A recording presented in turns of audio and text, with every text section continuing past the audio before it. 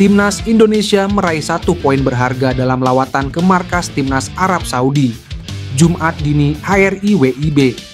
Skuad Garuda meraih hasil imbang 1-1 dalam laga pertama putaran ketiga kualifikasi Piala Dunia 2026 itu. Ragnar Oratmangoen membawa Timnas Indonesia unggul PDA menit ke-19. Gol penyeimbang tuan rumah dicetak oleh Musab Al-Juwair di akhir babak pertama. Skuad Timnas Indonesia tak perlu waktu lama untuk kembali ke tanah air. Maarten Paes dan kawan-kawan langsung menuju bandara begitu selesai menjalani pertandingan di King Abdullah Sport City Stadium. PSSI memang menggunakan pesawat khusus untuk pertandingan itu, seperti yang sebelumnya diungkapkan oleh anggota Exco PSSI, Arya Sinulinga. Karena waktunya mepet kemarin, Shin Tae-yong meminta ada jadwal dan pesawat khusus yang membawa pemain kita dari Arab Saudi ke Indonesia, agar mereka punya waktu istirahat, kata Arya Sinulinga belum lama ini. Para pemain Timnas Indonesia memang perlu mendapatkan waktu istirahat yang cukup, sebab pada Selasa mereka akan menjamu tim kuat lain, yakni Timnas Australia. Pertandingan itu akan digelar di Stadion Utama Gelora Bung Karno, Jakarta mulai pukul 19.00 waktu Indonesia Barat. Motivasi skuad Garuda tentu sangat tinggi. Apalagi Timnas Australia baru kalah 0-1 dari Timnas Bahrain di kandang mereka sendiri. Maarten Paes mendapat perhatian khusus dari penggemar sepak bola di tanah air. Ini tak lepas dari penyelamatan gemilangnya saat Timnas Indonesia menahan imbang Arab Saudi 1-1. Pada debutnya ini, Maarten Paes tampil penuh selama 90 menit. Aksi-aksinya pun cukup heroik mengawal gawang skuad Garuda. Dari data iScore, pemain FC Dallas tersebut melakukan 3 penyelamatan penting. Salah satunya menepis tendangan penalti Kapten The Green Falcon, julukan Arab Saudi. Maarten Paes juga mencatatkan sentuhan terhadap bola sebanyak 38 kali. Dia miliki akurasi umpan ke rekan setimnya dengan persentase 58%. Arab Saudi memang cukup mendominasi permainan atas Timnas Indonesia, sebab mereka mencatatkan penguasaan bola 67% berbanding 33%. Tidak hanya itu, tim asuhan Roberto Mancini unggul dalam pola serangan karena mencatatkan 4 tembakan tepat sasaran ke gawang Timnas Indonesia. Sementara itu, Timnas Indonesia hanya 2 tembakan saja. Dalam laga selanjutnya, Timnas Indonesia akan berjumpa Australia. Laga itu akan dimainkan di Stadion Utama Gelora Bung Karno, Jakarta, pada 10 September 2024. Timnas Indonesia dipastikan akan menambah 2 pemain yang akan dinaturalisasi.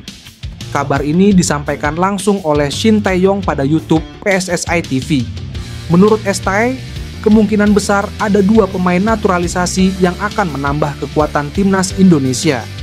Pernyataan dari Shin Tae-yong ini pun membuat publik menerka-nerka.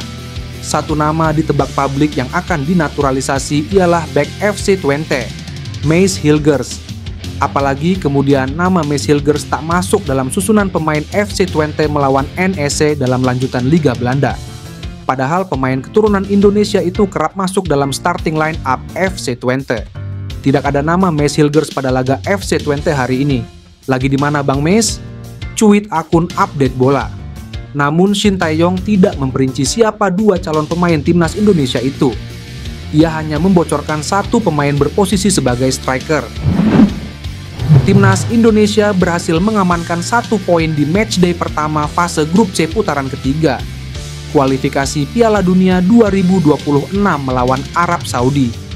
Duel Timnas Indonesia melawan Arab Saudi digelar pada Jumat di Stadion King Abdullah Sport City, Jeddah, Arab Saudi. 2 gol mewarnai babak pertama. Sandy Walsh lebih dulu memberi keunggulan skuad Garuda di menit ke-19 sebelum disamakan Musab Al-Juwair menit ke-42. Arab Saudi tetap mendominasi penguasaan bola memasuki babak kedua.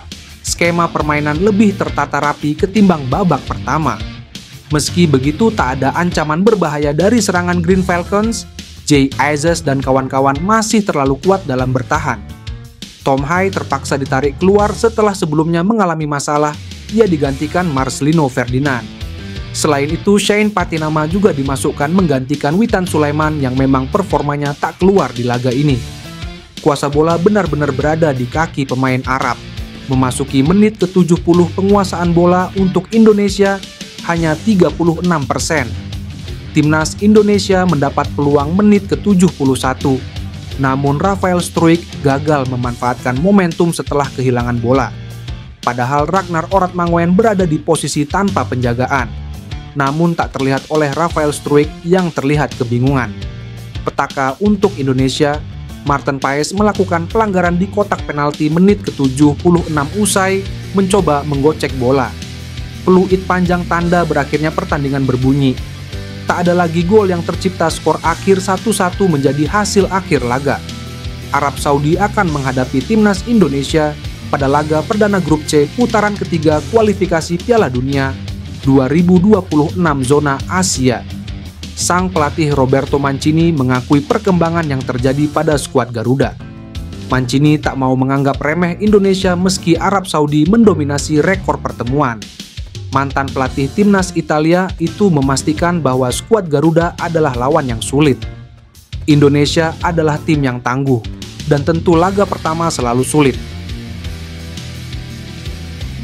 Indonesia sudah mengembangkan sepak bola mereka dengan baik. Mereka mempunyai banyak pemain yang bermain di Eropa dan Amerika Serikat, dan saya pikir mereka juga siap, kata Mancini menutup.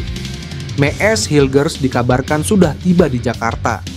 Bek 22 tahun itu dikabarkan segera menjalani proses naturalisasi sebagai WNI dan akan menyaksikan laga timnas Indonesia versus Australia di Stadion Utama Gelora Bung Karno, Selasa 10 September 2024 pukul 19.00 waktu Indonesia Barat. Kabar Mees Hilgers pindah ke tim nasional Indonesia sudah memasuki tahap lanjutan. Hilgers saat ini berada di Senayan, Indonesia. Ia akan menghadiri pertandingan Indonesia melawan Australia pada 10 September 2024, kata Ketua Ultras FC20. Dalam beberapa hari terakhir, Mees Hilgers kencang dikabarkan akan menjalani proses naturalisasi menjadi WNI. Rumor semakin kuat setelah bek 22 tahun itu diketahui saling follow di Instagram dengan Ketua Umum PSSI, Erick Thohir. Sejatinya PSSI sudah menghubungi Mees Hilgers sejak 2020. Namun, Mees Hilgers batal bergabung karena situasi COVID-19.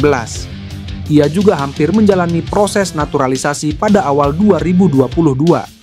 Akan tetapi, kabarnya Mees Hilgers batal menjalani proses naturalisasi karena tidak mendapatkan restu orang tua.